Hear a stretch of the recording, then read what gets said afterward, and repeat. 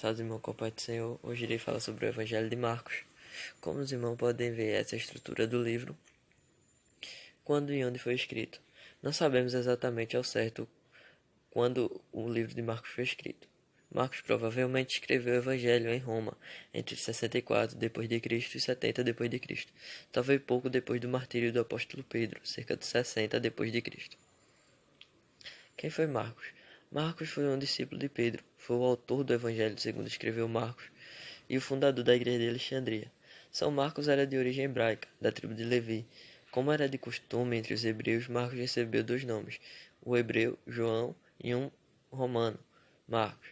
Sua mãe é mencionada várias vezes na Bíblia, em Atos Apóstolos 12 e 12. Pedro então refletiu e foi para a casa de Maria, mãe de João, também conhecido como Marcos, onde estavam reunidos para orar.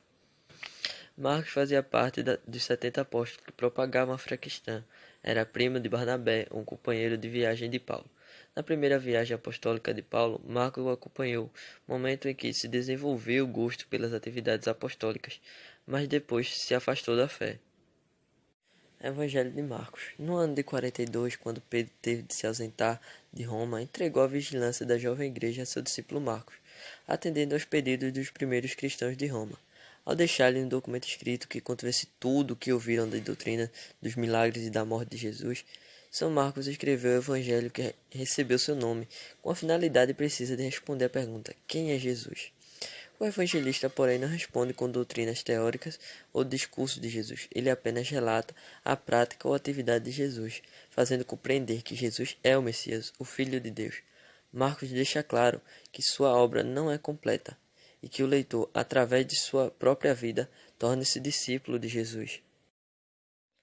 Fundou a igreja de Alexandria. Depois de ter passado alguns anos em Roma, Marcos foi enviado por Pedro para evangelizar Aquileia, cidade de considerável tamanho, onde ele conseguiu formar uma grande cristandade.